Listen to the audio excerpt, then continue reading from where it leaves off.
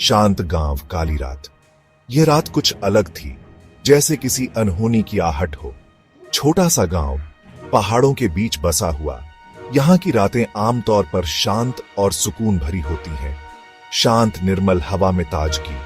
लेकिन आज की रात कुछ और ही कहानी बयां कर रही थी। 31 दिसंबर की रात ठंड हड्डियों को जमा रही थी। हर कोई अपने घरों में दुबका हुआ था। आसमान में चांद पूरा खिला हुआ था, पर उसकी रोशनी भी डर को कम नहीं कर पा रही थी। चांदनी रात में भी अंधेरा छाया हुआ था। गांव वाले अपने अपने घरों में दुबके हुए थे। खिड़कियों से झांकते हुए वे किसी अनजानी आशंका से घिरे हुए थे। आज रात कोई बाहर नहीं निकलना चाहता था। सड़कों पर सन्नाटा पसरा हुआ था, जैसे समय थम गया हो। आज रात खौफ का राज था। हर कोने में डर का साया था और हर दिल में एक अनजाना भय। फुसफुसाहट, डर का साया। यह कहानी है उस रात की जब अंधेरे में छिपी एक आत्मा ने गांव को अपनी चपेट में ले लिया। बुजुर्गों ने बताया था, इस रात एक आत्मा आती है।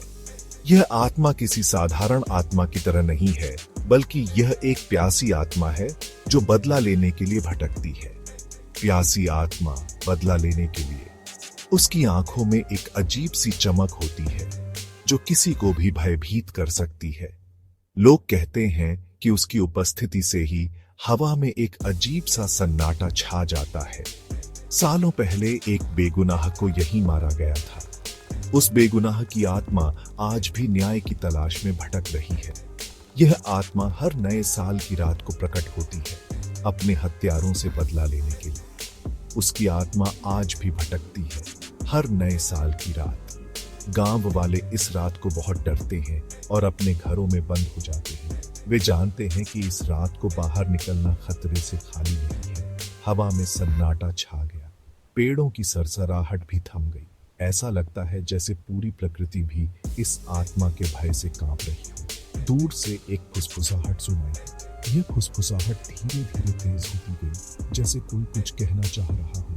यह आवाज गांव वालों के दिलों में डर पैदा कर रही थी। डर से गांव वालों की सांसें थम गईं। कहीं ये वही तो नहीं? क्या यह आत्मा फिर से अपने बदले की आग में जल रही है? गांव वाले एक दूसरे को देख रहे थे। उनकी आंखों में डर साफ झलक रहा था। मौत का पहरा। यह रात कुछ अलग थी, जैसे किसी अनहोनी का संकेत दे रही हो। अचानक एक परछाई दिखाई दी। वह परछाई धीरे धीरे पास आ रही थी, जैसे किसी को ढूंढ रही हो। लंबी, काली और उसके पीछे लाल आंखें। उन आंखों में एक अजीब सी चमक थी जो किसी भी दिल को दहला सकती थी। भूत। गांव वाले खौफ से कांपने लगे। हर कोई अपने घरों में छुपने की कोशिश कर रहा था। जो जहां था वहीं दुबक गया। किसी की हिम्मत नहीं हो रही थी बाहर निकलने की। भूत धीरे धीरे गांव में घुस आया। उसकी चाल धीमी लेकिन डरावनी थी। उसकी नजरें हर घर, हर शख्स पर थी, जैसे वह किसी को पहचानने की कोशिश कर रहा हो, जैसे वह ढूंढ रहा हो किसी को। उसकी हरकतें और भी खौफनाक होती जा रही थी। एक बूढ़ी औरत ने हिम्मत करके झांका। उसकी चीख गूंज उठी। वह भूत को पहचान गई थी। भूत उसके घर की तरफ बढ़ने लगा। उसकी हरकतें और भी डरावनी होती जा रही थी। गांव वाले अब और भी ज्यादा खौफ में थे। सुबह की किरण, खौफ का पहरा। सुबह हुई तो गांव पर खामोशी छाई थी।